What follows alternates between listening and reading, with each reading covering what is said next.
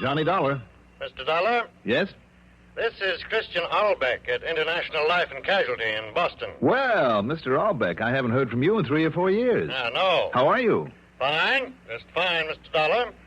But I'm afraid I have a bit of a problem. Well, who hasn't? And I wonder if you could, what was that? Nothing. You were going to say?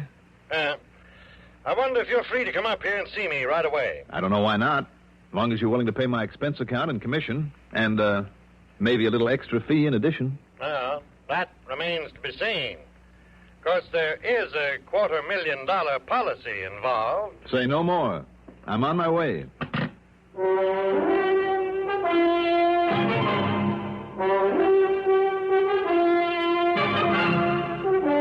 The CBS Radio Network brings you Mandel Kramer in the exciting adventures of the man with the action-packed expense account, America's fabulous freelance insurance investigator. Yours truly, Johnny Dollar.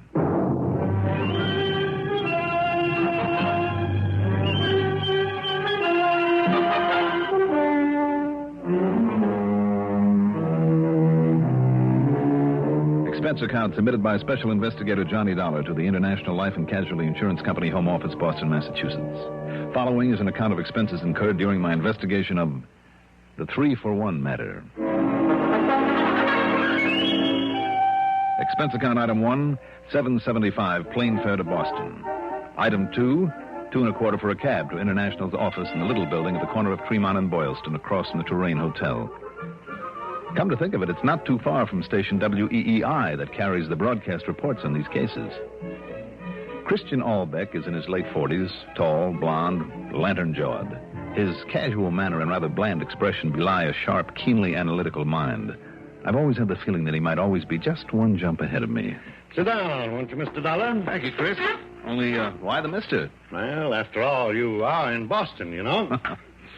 Cigarette? Thank you. Yeah, it's barely noon. I take it you come up here by plane. Mm-hmm. With an ulterior motive. I figured if I got here in time for lunch, I might persuade you to foot the bill over at the old Union Oyster House. Well, why not? Afterwards, we can pick up a rental car for you. Oh? Yes. See, it'll be necessary for you to run up to Center Harbor in New Hampshire. Up there at Lake Winnipesaukee again. Yes, where you handled a case for us once before. Great. Huh? Well, it's pickerel, perch, smallmouth bass. Only why didn't you tell me that on the phone, Chris, so I could have brought along some fishing tackle? This time of year? Oh, that's right. I kind of lost my head. Now, why don't we go on over to the Oyster House, and while you're gorging yourself on seafood, I can tell you what this is all about. Fine.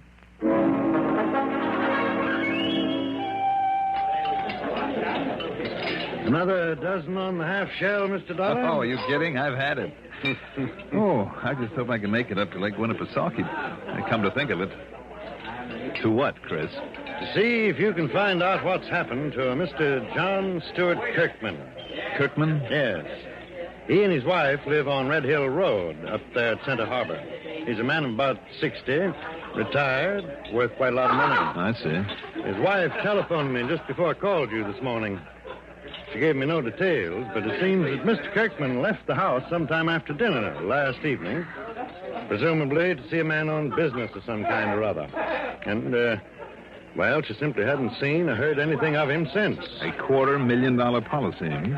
Yes, with a double indemnity clause. She's checked with this man that he went to see? She doesn't know who it was. Well, what about the police up there? Chief Mike Sharp, isn't it? Yeah. I talked to him this morning, too. He'll give you all the details, and he's happy you're on the case. Well, he thinks a lot of you, Johnny, Mr. Dollar, and he promises complete cooperation. well, good. Incidentally, now, Yeah? Well? No. Nothing. Well, you see what you think when you get up there. What I think about what, Chris? Forget it. No, wait a minute.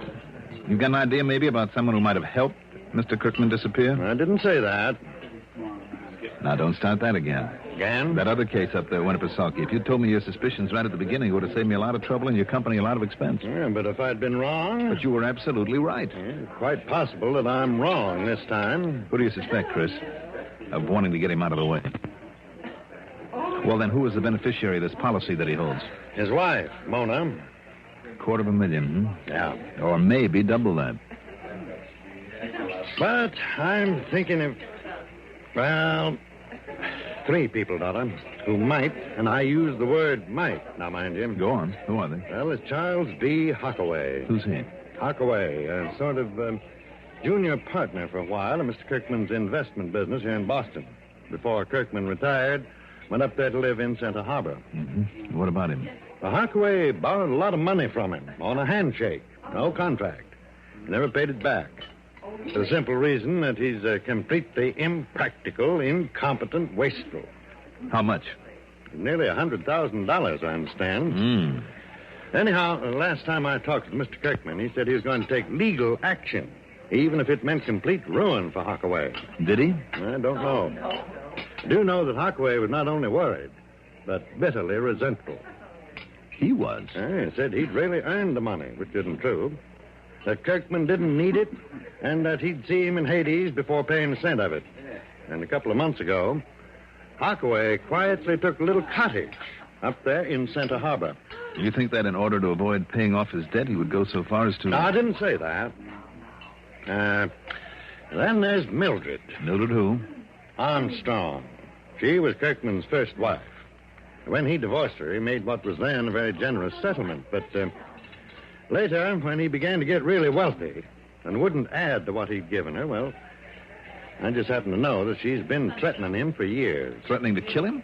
Now, Mr. Dollar, I didn't... All right. You didn't say that. No.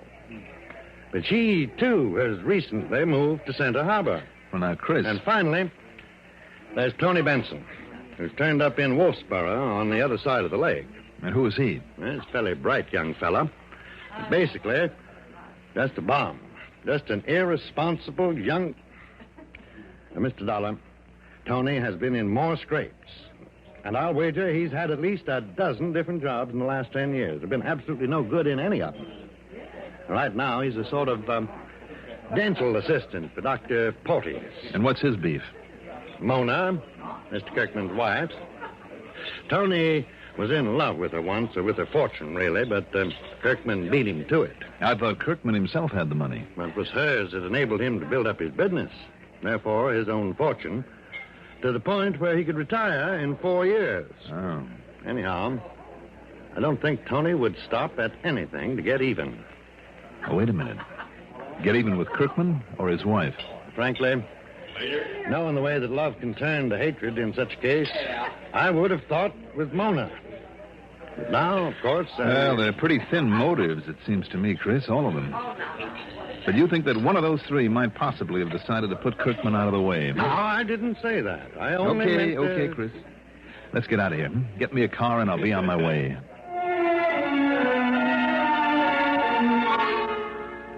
Item 3, $50 deposit on a rental car. By the time I'd covered the 125 miles or so to Center Harbor, it was late afternoon. Police Chief Mike Sharp was out of his little office, so I left a note on the door, went over and checked in at the Garnet Inn.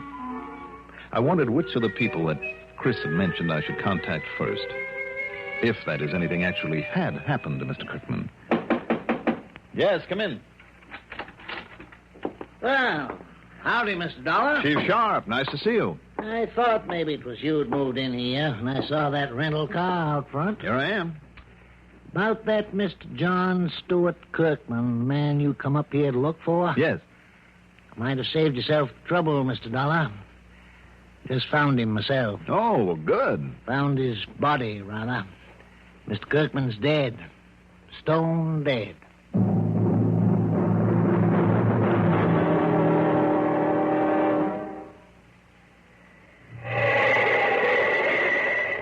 If you leave your car outside at night and hope in the morning it'll be all right. If your car's in a garage that has no heat, you want antifreeze protection that's real complete. Don't ask for trouble. Ask for DuPont Zerex Antifreeze. For dependable protection against sudden drops in temperature all winter long, use DuPont Zerex Antifreeze. Even during a warm spell, Zerex won't boil away. It outlasts winter. And to guard against damaging rust and corrosion, Zerex has MR8 Rust Inhibitor, an exclusive DuPont development that protects all engine metals, including aluminum. So for safe, dependable protection, do as millions of motorists have done for over 20 years. Ask for Zerex Antifreeze. It's made by DuPont. Remember, for cars left out at night or in unheated garages, Don't ask for trouble. Ask for DuPont Xerox Antifreeze.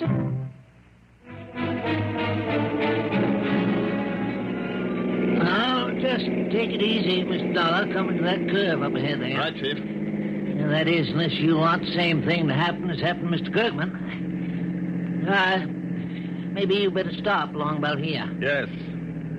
I see those tire tracks out over the edge of the curve and on through the broken fence there beyond. Yeah, that's what happened to him, all right. Lost control, missed the curve, went on over the edge. Yeah, there, now. See how it hit the bottom down there? 60 or 70 feet. Yeah, come along, Miss Dollar. Watch your step here. Yep. Footing's not so good on this side of the hill. Yeah, I see that. Who is that down there? Old Doc Higby. He's the coroner. I want him just to be sure that body's all right. How do you mean, all right? Well, it looks pretty obvious, like an accident, but you didn't have a chance to look at those tire tracks as careful as I did. Oh, I think I know what you mean about him, Chief. Do you? Yeah, there were no skid marks to show that he tried to put on the brakes before going over. That's right. Those tracks are so clear, so plain, Mr. Dollar. You wonder if Kirkman wasn't dead before he hit the curve, It's a possibility. Maybe somebody killed him and propped him up behind the wheel, then helped that car over the edge. Yes, sir. So, if Doc Higby has found any sign on him, any sign at all... Well, how about it, Doc? Not a mark, Chief Sharp. Not a single mark onto him. Except for the blow to his head that killed him when the car rolled over. You're sure of that, Dr. Higby? Yeah. Eh? I mean, there's no other mark that might possibly have accounted for his death. You're absolutely certain of that, Now, just a minute, young man. Who is this young man talking to me like this? Now, Doc. This is Mr. Johnny Dollar. He's kind of a special Johnny investigator. Dollar? The insurance investigator? Yeah, that's right. Well, now, howdy, Mr. Dollar. I'm mighty pleased to meet you. Well, thank you, Doctor, but, You'll have to pardon his sparking up that way, Mr. Dollar. I guess we folks around here have him spoiled. He's just not used to having someone question his professional opinion. Yes, sir. Oh, that's perfectly all right, and I'm glad to know you, Doctor. Well, but, now, knowing how thorough you always are, Mr. Dollar, you see, I listened to all those reports on your cases over the radio, mostly on WGAN and over to Portland and on WEEI down to Boston. Well, I'm glad to hear that, sir. So, I suppose, in spite of my opinion, in spite of the way this looks like an accident, maybe I'd better do an autopsy. I think it might be a good idea, Doctor, because if he was killed before the car rolled on down here... I'll do it right away. If you two will help me get the body down to my car that's down below. Sure. In the meantime, Chief Sharp... Yeah, in the meantime, Mr. Dollar, just in case... Yeah? There are 3 people I'd like to make certain are still about in these parts. Like Charles P. Hockaway, for instance? Well, yes. But how'd you know? And perhaps Mildred Armstrong and Tony Benson? Yes, sir. Especially that Tony Benson over to Wolfsboro. Okay. While you're rounding them up, I want a mechanic to look over the brake system on this car to find out, if possible, why it went over the edge. That's a good idea. While you and Doc take in the body, I'll get a hold of Frank Marshall over at the gas station to look at the brakes, and then I'll round up those people you mentioned. Fine. I didn't stick around to watch the autopsy, thank you, but went back to the Garnet Inn. It was dinner time, and in spite of the hefty lunch in Boston, I was hungry again. But as I went to my room to wash up... It's funny, I guess I forgot to lock it. Oh, you locked it all right. What? Who are you? You're Johnny Dollar, aren't you? That's right. Well, I'm Tony Benson. Well, I saw the note you left on the door at Chief Sharp's office. I came over here to wait for you. Got tired of standing around, so I came up here and slipped the lock with a business card. Any objection? and if I decided that you should be held for breaking and entering? Well, it's a lot better than being held for murder, isn't it? Murder? Well, that's what that crazy old police chief would do in a minute if he could cook up something wrong about the way old Kirkman's car went over that cliff. Oh, you know about it? Doesn't everybody? But I don't want anybody accusing me of murder. Why should they? Because they all think I had a grudge against Kirkman, that's why. Didn't you? No. It wasn't him that did me dirt. It was that, it was Mona that left me flat. If I had a grudge against anybody, it was against her, not him. Well, if you don't believe me, ask her. Maybe I will. Anyhow, when I found out you were here, at least I knew I'd get a fair shake for a change. Tony, you said murder. Hmm? What makes you think Kirkman was murdered when all the signs point to an accident out there? Well, now, listen, all I said was that old Chief Sharp would try and, well, cook up something just because he doesn't like me. Maybe he has good reason. Yeah? Wait a minute. Johnny Dollar. My name is Mildred Armstrong, Mr. Dollar. Yes. I must see you right away. Oh, what about? You know very well what about. About John Kirkman. And I'm not the one who murdered. Had him murdered. What makes you think he's been murdered, Miss Armstrong? Well, he's dead, isn't he? Yes, he's dead, all right, but it looked like an accident. Oh, well, I didn't know. Then there won't be any silly suspicion of me. Well, should there be? I beg your pardon? Are you here in Center Harbor? Yes. Why? Well, then I think you'd better come on over here and see me. Now, just a minute. Or would you rather I had Chief Sharp bring you over? Very well, Mr. Dollar. I'll be over to see you. All right, now, Tony. So, maybe now you got a better suspect, huh? What do you mean by that? Well, I mean, if old Kirkman was murdered, I mean what you said to that Armstrong dame. Now, look, if you want my opinion... No, thank you. Oh, now what? Mr. Johnny Dollar? That's right. Well, I'm glad to see you here. My name is... Hi. Tony. Charlie boy, come on in. Join the party. Mr. Hockaway, is it? Oh, yes. At this point, I guess I can only say I've been expecting you. I'm afraid I don't understand. Well, you came to tell me perhaps that... That I didn't murder John Kirkman. Yes, that word seems to be getting pretty common around here. What's that? How do you know he's been murdered? Oh, I see. A little slip of the tongue, and you've immediately become suspicious. Well, don't, old man, because there's no reason to. What I meant was... you know. No, what did you mean, Mr. Hockaway? Well, just that if there should turn out to be anything suspicious about the... Well, let's face it, Dollar. Kirkman and I were not on very good terms. Yes, so I understand. Careful, Charlie. You're sticking your neck out. But if there should be any question of murder, old man, needless to say, I didn't do it. That's right. I'm glad you understand. Sit down, Hockaway. Oh, surely, Mr. Dollar. Chief? Yeah, this is Miss Armstrong, Mr. Dollar. Met her on the way over after I checked with Frank Marshall about the car. Oh, won't you go on in, Miss Armstrong? Certainly. Well, Miss Armstrong. As to where the other two are that Yeah. Where'd you find them, Mr. Dollar? Well, let's say they found me, Chief. Have you checked with Dr. Higbee? Yeah, let's shut this door a little. Sure. Well? Looks like we were wrong. Doc says it was the accident killed Mr. Kirkman, no doubt about it. So all this roundup of suspects... Chief, what did Frank Marshall say about the brakes on the car? He went over it with a fine-tooth comb, Mr. Dollar. Nothing tampered with, no loose connections, nothing wrong at all. I see. Well, only one thing. There was no fluid in the brake lines. What? You know, that copper tubing that carries the fluid. Oh? But only because of a tiny little leak, a little hole so small that even his smallest drill wouldn't fit in it. That car's pretty new. Yeah. So it must have been just a defective piece of that tubing that let fluid leak out. Wait a minute. Hold everything. Huh? Chief. Yeah? Look, go on in there and keep an eye on the suspect while I go over and take a look at that car, will you? Yeah, but I thought that you... Suspect? That's right. But who? Which one? Judging by the way they all descended on me as though to make sure I wouldn't suspect them, it could be any one of them. But you just sit tight right here and we'll see.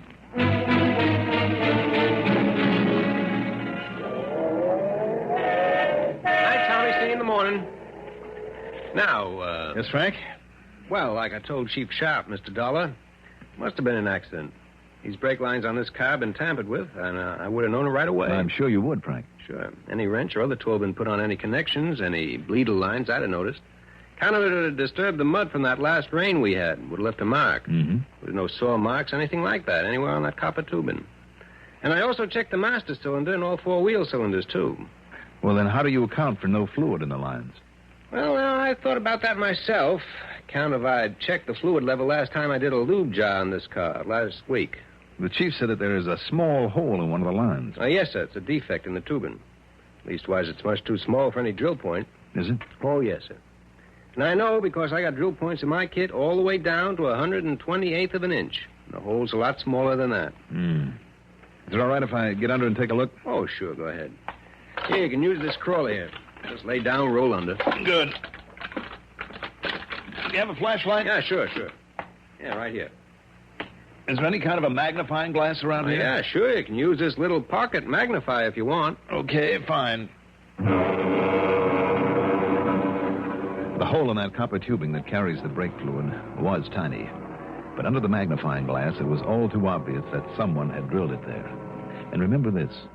Where an ordinary metal drill leaves a burr, a bit of metal shaving on the edge of a hole that it's cut.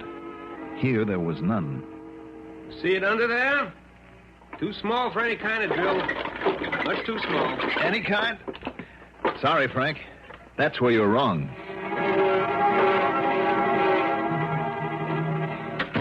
Oh, howdy, Mr. Dollar. Chief? Where you been, Dollar? Not digging up another suspect for the murder that wasn't a murder after all? Yes, the chief has just told us it was an accident due to faulty brakes. All right, it's all over. It's all settled now. So you see, Mr. Dollar, I told you there was no cause for suspicion. Right. So come on, let's get out of here. Just one question first. Yes. What is it, Mr. Dollar? What is it? Tony, Yeah? you're a dental assistant, aren't you? Well, yeah, that's right. Then you ought to be more careful with the equipment. Now, what do you mean by that? Or don't you remember what you did with this dental drill that you borrowed from the office? Well, This tiny drill that you used to drill a hole in that brake line. no. You don't remember where you put this drill without bothering to clean it? Without bothering to clean off the chips of copper on it after you used it on the brake line? Well, Tony? You're pretty smart, you know. No. Just smart enough.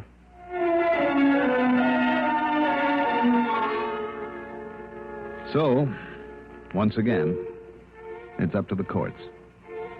And how about the switch on this one? I mean, the logical suspect being the logical suspect for once. Expense account total, including board and room, mileage on the rental car, and the trip back to Hartford, plus incidentals, of course, $81.50. Yours truly, Johnny Dollar.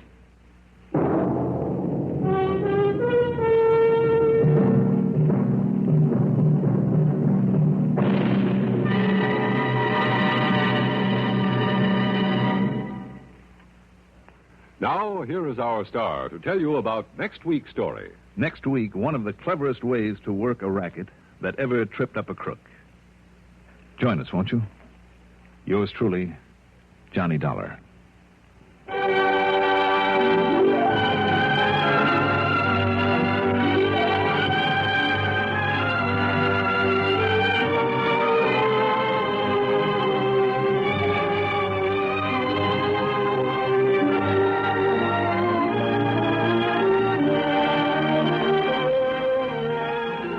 Yours truly, Johnny Dollar, is written by Jack Johnstone. Produced and directed by Bruno Zerato Jr. Musical supervision by Ethel Huber. Johnny Dollar is played by Mandel Kramer. Also featured in our cast were Leora Thatcher as Mildred, William Mason as Tony, Robert Donnelly as Chris, Robert Dryden as the police chief, Reynold Osborne as Charles, Arthur Cole as the doctor, and Bill Lipton as Frank. Be sure to join us next week, same time, same station, for another exciting story of yours truly, Johnny Dollar. This is Art Hanna speaking. Durward Kirby's favorite program, The Gary Moore Show, on the CBS Radio Network. At roll 59 on your Tri-Cities dial, this is WROW Music in Albany, New York. Young man, are you gambling with your future? Going round and round in circles, waiting for a break? Well, has Lady Luck smiled on you lately?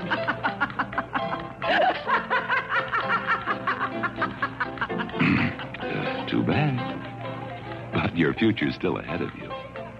Why not kiss Lady Luck goodbye and put the odds in your favor? Choose your own job training in today's Army. And then watch your future pay off.